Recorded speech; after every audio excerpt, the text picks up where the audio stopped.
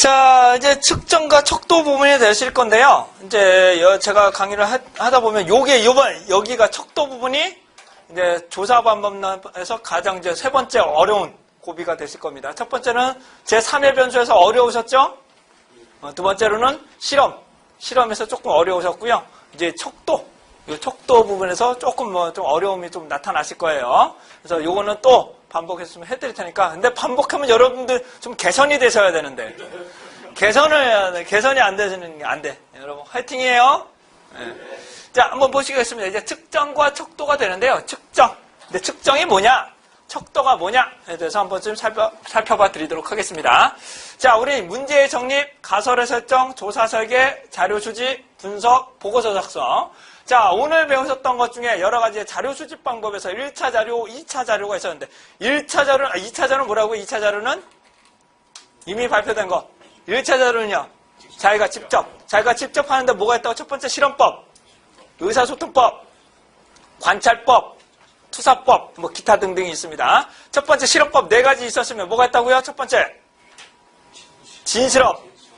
진짜 안 나오실 거예요. 진실험, 준실험, 원시실험, 그다음에 마지막으로 사후실험 있었죠. 진실험 설계 3가지요. 통제집단 사후, 통제집단 사전 사후, 솔로몬 4집단. 네. 그 다음에요. 준실험 설계, 비동의 통제집단 설계, 단순시계열, 다중시계열, 회귀불연속. 원시실험 설계는요. 원시실험 설계는 알고 계셔야 돼요. 단일집단 사후, 단일집단 사전 사후, 정태적 집단 비교 설계. 이렇게 있었다. 그 다음에 의사소통법에서는 질문집법과 면접법 있다. 질문집법 5가지요. 집단, 배포. 입이 무거우신데요. 집단, 배포, 전화, 우편, 인터넷, 뭐 ARS, 뭐 기타 등등이 있고요. 그다음에 면접법은 뭐 했다고? 면접법은 표준화 면접, 비표준화 면접, 준표준화 면접. 자, 관찰법이란, 아까 전 답변 다 해주시면서 관찰법이란, 그렇죠. 시각과 청각을 통해서 자료를 수집하는 방법. 자, 면접은 내면의 자료를 수집하는 거고요. 관찰은 행위를 보는 것들이 관찰법이 됩니다. 관찰법 4가지 방법만 보시면 됩니다. 뭐가 있다고? 첫 번째, 완전 참여. 그 다음에 비참여, 관찰자적 참여, 참여자적 관찰. 이거는 참치 김치찌개 보시면 끝이에요. 아시겠죠? 네, 그러면 관찰법 되실 거예요. 투사법은요. 직접적으로 조사하기 어려운 경우 우회적으로 조사하는 방법. 이런 것들을 뭐라고 한다고요? 투사법. 네, 투사법이라고 말씀드릴 수 있겠네요. 정보검사법, 단어연습법, 문장완성법, 통각시험법, 그림법, 회화법, 이런 거 각종 방법 등이 있고요. 단어연습법과 문장완성법은 알고 계셔야 돼요. 단어연습법과 문장완성법 정도는 좀 알고 계셔야 된다는 거. 그 다음에 오류선택법, 그 다음에 정보검사법, 토의완성법, 기타 등등이 있었습니다. 됐었죠? 네. 이제부터 이제 측정과 척도입니다. 이제 측정과 척도가 되는데요. 자, 측정과 척도 강의를 할 텐데, 측정이란 뭐냐부터 한번 보죠. 측정이라는 것은 수치를 부여하는 과정을 뭐라고 한다고요? 수치를 부여하는 과정을 측정이라고 한다. 뭐라고요? 수치를 부여하는 과정을 뭐라고 한다고요?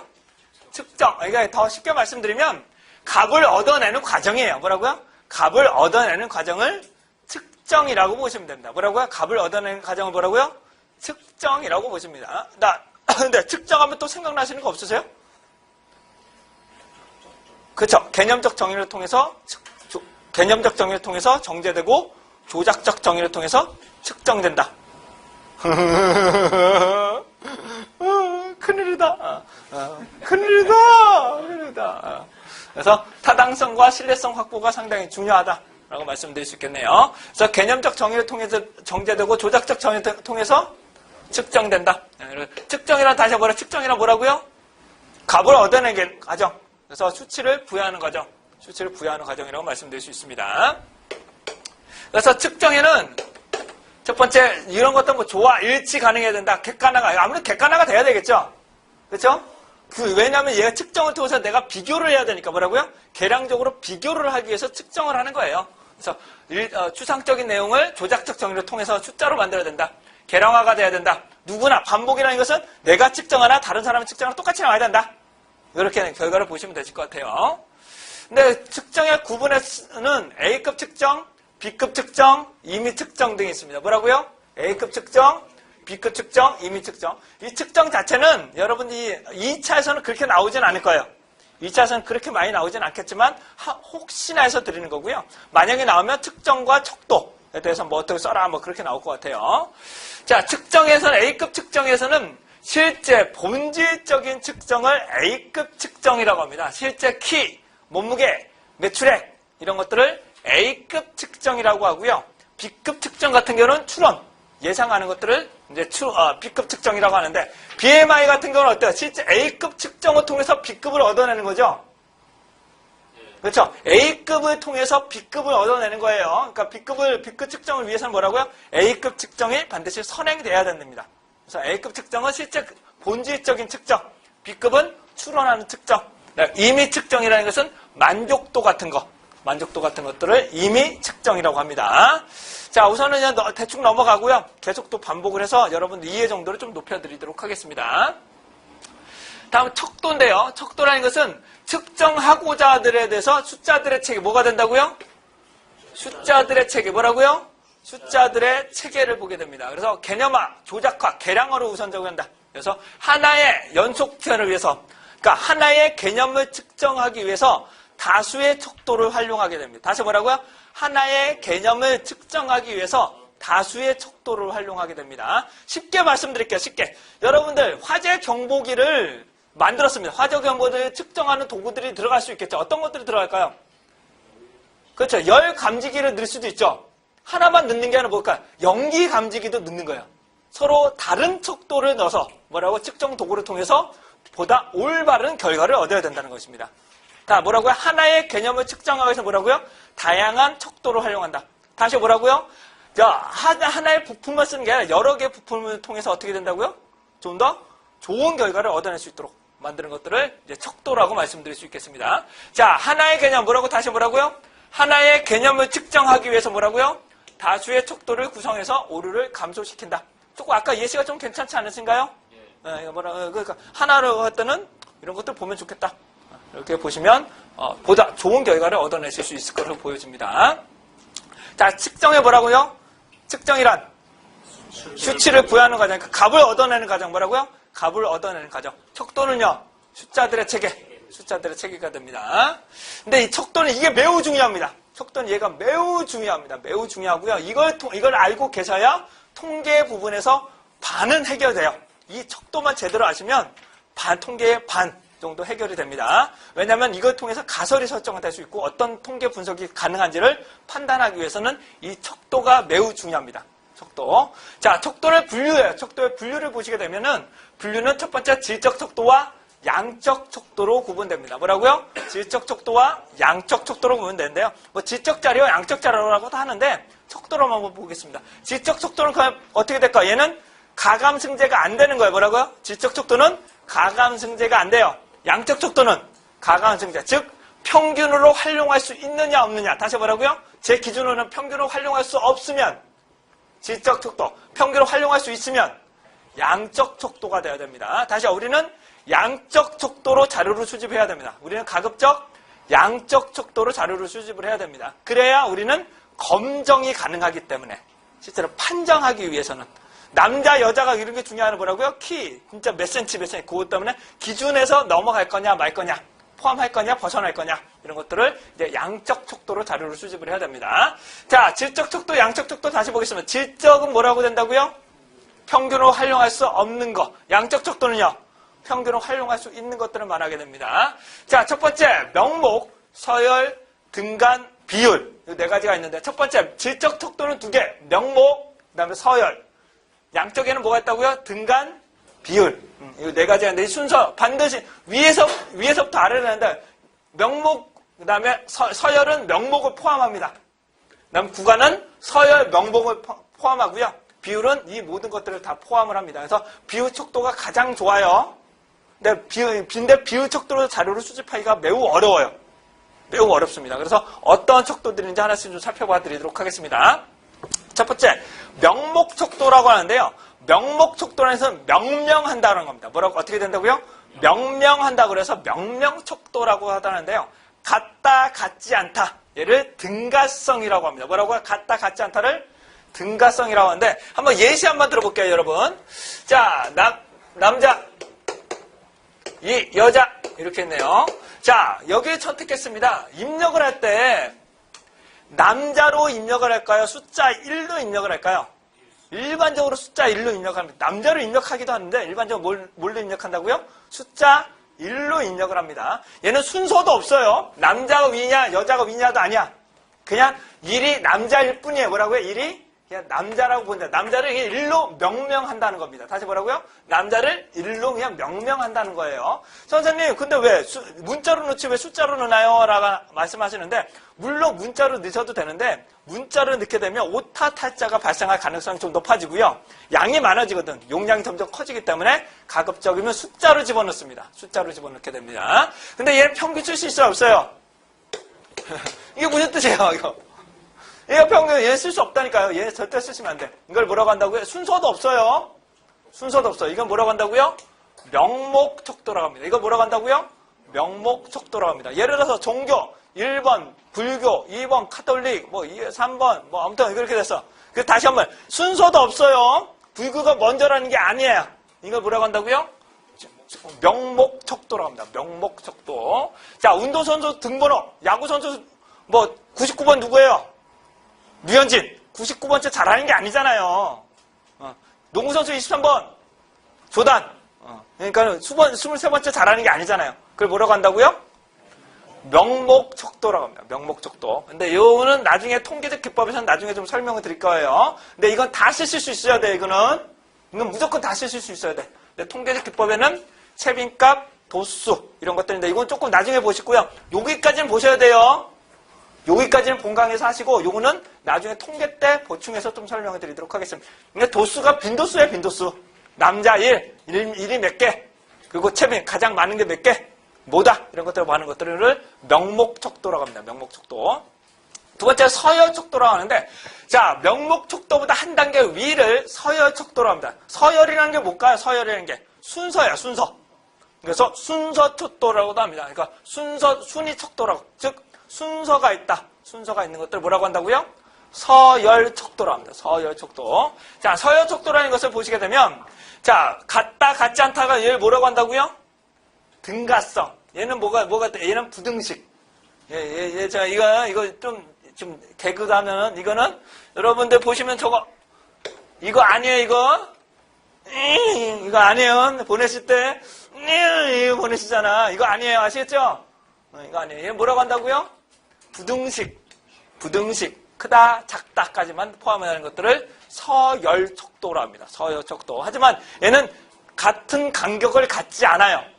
같은 간격을 갖지 않는 것들을 서열척도라고 합니다. 즉, 선호도, 계급, 순위, 이런 것들이 있는데, 여러분, 요거 한번 보실게요.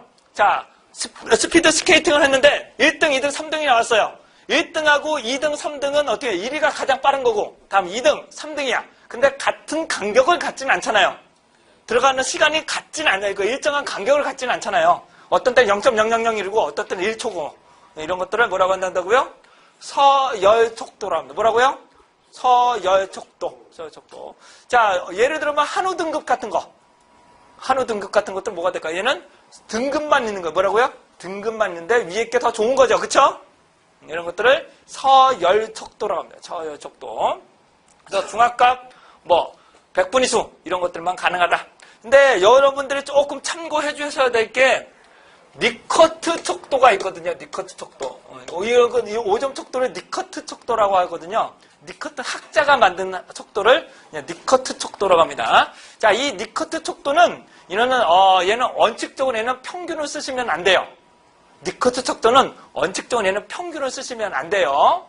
근데 얘를 왜냐하면 매우 불만하고 낮다, 얘는 높다라고 나오는데 요 간격과 요 간격이 같지 않기 때문에. 그래서 매우 불만하고 불만족의 간격과 만족하고 매우 만족의 간격이 같지 않아요. 여러분들 체감상 보시면 어때 돼요? 매우 불만하고 불만은 좀 간격이 좁고 만족하고 매우 만족은 좀 거리가 멀시잖아요. 그러시죠? 그래서 얘는 원칙적으로 평균을 쓰면 안 됩니다. 원칙으로는 평균을 쓰시면 안 돼. 그래서 얘는 서열 척도예요. 하지만 얘를 평균적으로 쓸 수 있는 마땅한 척도가 없기 때문에 얘를 그냥 평균을 쓰는 거예요. 얘를 그냥 평균을 쓰는 겁니다. 얘를 리커트 척도, 그래서 서열 척도라고 합니다. 서열 척도. 네. 다음을 보시도록 하겠습니다. 다음은 등간 척도 혹은 구간 척도라고 하는데요. 같은 간격을 가진다고 해서 등간이라고 합니다. 뭐라고요? 같은 간격을 가진다고 해서 등간 척도라고 합니다. 등간 척도. 얘는 서열뿐만 아니라 간격이, 일정한 간격이 가지는데요. 여기서 중요한 거는 절대 0점 혹은 절대 원점이 없다는 겁니다. 절대적인 0점이 없다는 것이 구간 척도가 되고요. 그 다음에 온도나 섭씨 온도나 지능 지수 이런 것들이 되고요. 그 다음에 비율 척도는 모든 것들이 다 가는 절대 0점을 가지고 있는 것들을 비율 척도라고 합니다. 비율 척도. 자, 여기서 말씀드리는 절대 0점에 대해서 좀 설명을 드리도록 하겠습니다. 절대 0점이 뭐냐? 자, 우선은 여기 보시면 섭씨 온도 같은 걸 보시면 0도가 아예 없다는 뜻인가요? 0이 아예 없다는 뜻이에요? 그건 아니잖아요. 그 기준이 0이라는 거죠. 그쵸? 지능 지수를 측정했더니 0이에요. 그러면 지능이 아예 없다는 거예요? 아니요. 측정을 했더니 그냥 0이 나왔다는 거죠. 하지만 키가 0이라는 건 무슨 뜻이 될까요? 키가 0이라면 이건 존재하지 않는다는 뜻입니다. 몸무게 0이라는 건 뭐예요? 존재하지 않는다는 거죠. 그래서 여기서 말하는 다시요. 절대적인 0점, 0이라는 기준을 통해서 얘가 일정한 간격을 가지지만 등간 척도는 뭐라고요? 절대적인 0점은 존재하지 않는다. 즉, 온도를 보시면 20도와 40도가 2배 이상 차이가 난다라고 보지 않아요. 이제 저도 납득하기 쉽진 않은데 다시 한번요. 얘는 뭐라고 된다고요? 절대적인 0점은 존재하지 않는다. 그 아예 없는 거냐? 0이라는 자체가 아예 없는 거냐? 아니다. 그냥 단순한 기준자냐? 이런 것들을 참고를 하시면 됩니다. 따라서 등간 척도는 섭씨 온도, 지능 지수가처럼 절대 0점이 없는 것들을 말합니다. 절대 0점이 없는 것들을 등간 척도라고 하고요. 마녀마로 비율 척도는 모든 것들이 다 가능한 것. 키, 몸무게, 얘는 다 가능하죠? 절대적인 기준자가 있는 거죠? 그러니까 0이라는 건 아예 없는 거죠. 그쵸? 0이라는 건 아예 존재하지 않는 거를 보시면 돼요. 음수, 양수가 중요한 게 아니야. 뭐라고요? 절대적인 0점. 뭐라고요? 절대 0점이 있느냐 없느냐. 이걸 참고적으로 보시면 돼요. 이해되시겠죠? 다시 0이라는 기준을 봤을 때 아예 없는 거냐? 아니면 단순한 기준자냐? 이거 보면 좀 판단을 하시면 됩니다. 자, 근데 이건 시험에 출제되지 않아요. 시험에 절대 출제되지 않은데, 여기 보시면 여러분 아시겠지만 화씨 온도, 그 다음 섭씨 온도, 절대 온도, 뭐 이런 것들이 있는데, 화씨 온도는 옛날부터 많이 했던 것들이었고요. 근데 섭씨 온도는 어떻게 일기압으로 100도 놓고 자르는 거죠. 그쵸? 0을 그러니까 물을 기준으로 하는 거예요. 물을 기준으로. 어느 점부터 100을 놓고 등분하는 것들. 이런 것들은 섭씨 온도. 근데 절대 온도는 얘는 절대 온도가 있어요. 절대 온도는 절대 0점이 있습니다. 그러니까 온도는 일반적으로 우리는 섭씨 온도로 보죠. 우리는 일반적으로 섭씨 온도로 봅니다. 얘는 등간 척도일까요? 등간일까요? 비율일까요? 섭씨 온도는 등간이에요. 등간 온도, 등간 척도라고 보시면 됩니다. 자, 넘어가도록 하겠습니다. 자, 한번 예시를 한번 들어보겠습니다. 지하철, 자가용, 버스, 택시 뭐 이런 것들이 나왔습니다. 얘는 무슨 척도가 될까요? 무슨 척도가 될까요? 네, 이게 무관심해. 무관심 척도. 야, 이게 무슨 척도가 될까요? 질적 척도의 명목 척도가 되는 겁니다. 뭐라고요? 질적 척도의 명목 척도가 되는 겁니다. 왜냐고요? 자가용이 지하철보다 우선순위가 아니잖아요. 이거 포함을 하는 건 아니잖아요. 이런 것들을 뭐라고 한다고요? 명목 척도로 한다. 명목 척도라고 보시면 됩니다. 다음은 척도에 요런 것들이 나옵니다. 한 달 평균, 이용 경험 없음. 이거 무슨 척도가 될까요? 이용 경험 없다는 것은 아예 없다는 거기 때문에. 이거 무슨 척도가 될까요? 양적 척도에 어떤 척도가 될까요? 양적 척도의 비율 척도가 되는 거죠. 양적 척도의 비율 척도가 되는 거죠. 얘는 절대적인 기준자가 있으니까. 그쵸? 이게 이용 경험이 없다는 뭐라고? 아예 없다는 기준이잖아요. 그러니까 이게 무슨 척도가 된다고요?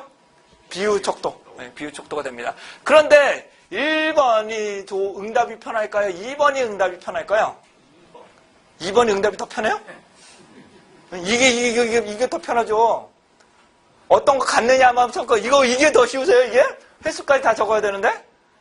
그러니까 양적 척도가 자료를 수집하기가 더 어려워요. 그래서 양적 척도로 자료를 수집하기가 더 어렵습니다. 한번 예시를 한번 들어볼게요.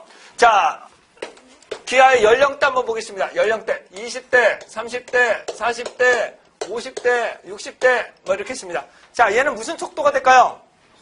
지적 척도의 어떤 척도일까요? 서열입니다. 서열. 왜냐하면 위에 게 아래를 포함을 하니까. 얘가 이것도 순차적이잖아요. 학사 보시면 고졸, 학사, 석사, 박사. 얘는 무슨 척도가 될까요?